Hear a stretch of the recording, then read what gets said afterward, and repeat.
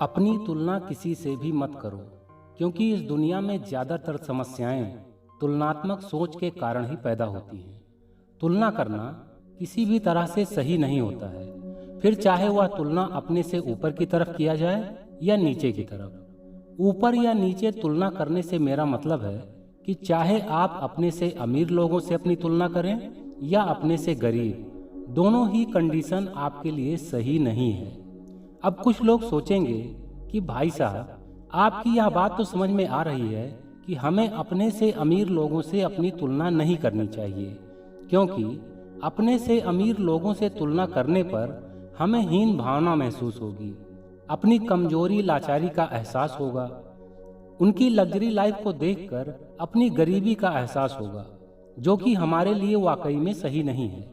पर अपने से नीचे लोगों से, यानी अपने से गरीब लोगों से भला हम अपनी तुलना क्यों ना करें, क्योंकि उनसे अपनी तुलना करके तो गुड फीलिंग होती है, अच्छा लगता है। उन्हीं के साथ तो तुलना करके लगता है कि हम लोग भी अमीर हैं, कम से कम उन गरीब लोगों से तो अमीर ही हैं, तो भला हम उन लोगों से अपनी तुलना क्यों ना करें। तो दोस्तों, मैं आपको बताना चाहूँगा कि आखिर हमें अपने से गरीब लोगों से भी अपनी तुलना क्यों नहीं करनी चाहिए।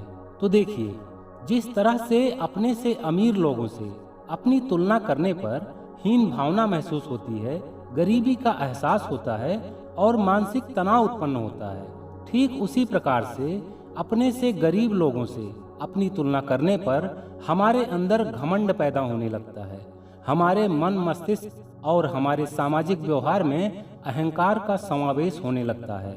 इसीलिए कहा जाता है कि तुलना करना किसी भी रूप में सही नहीं होता है, मगर यह एक ऐसी चीज है जिससे लगभग हर इंसान प्रभावित है। हर कोई इस तुलनात्मक जाल में फंसा हुआ है।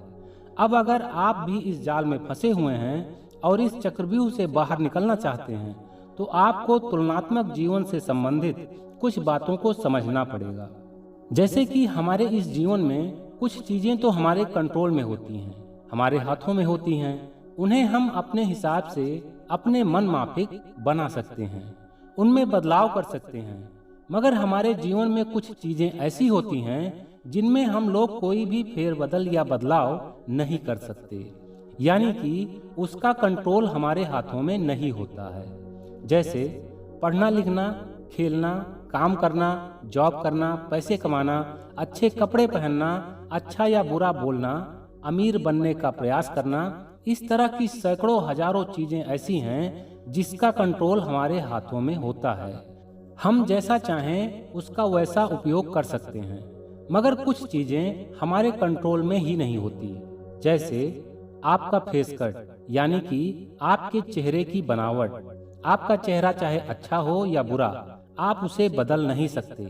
आपके शरीर का रंग, आप चाहे गोरे हों या काले या सांवले, आप उसमें कोई भी परिवर्तन नहीं कर सकते, क्योंकि यह आपके कंट्रोल में नहीं है। इसी तरह से मौसम आपके कंट्रोल में नहीं है, फिर चाहे धूप हो, गर्मी हो, बारिश हो या ठंडी, आप उसमें कोई भी परिवर्तन नहीं कर सकते।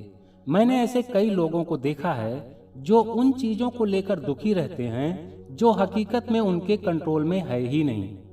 तो जो चीजें आपके कंट्रोल में है ही नहीं, तो फिर उसके बारे में सोच सोचकर खुद को दुखी करने से क्या फायदा।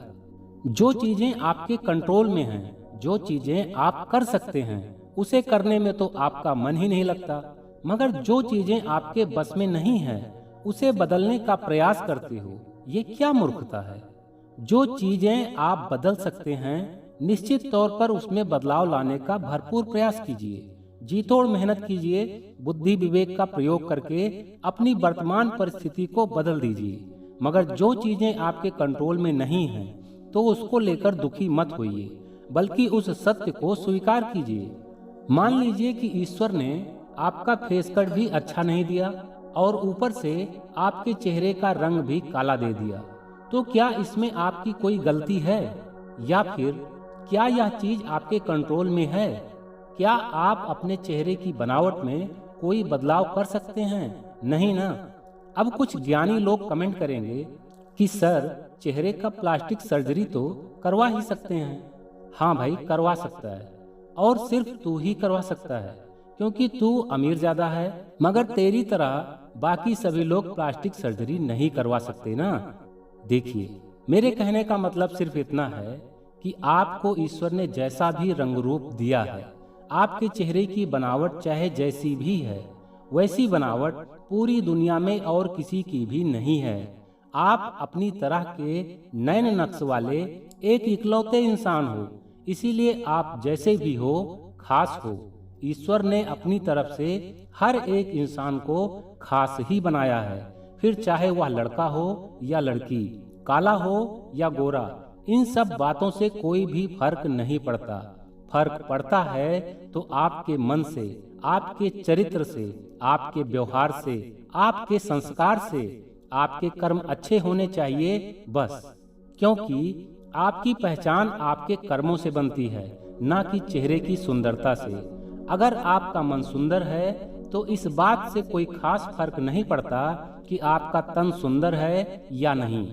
और जो लोग तन की सुंदरता के पीछे भागते हैं, अक्सर वही लोग जीवन में धोखा खाते हैं, क्योंकि सुंदरता कैसी भी हो 5-10 सालों में गायब हो जाएगी, मगर मन की सुंदरता जीवन पर्यंत उसके साथ ही रहती है।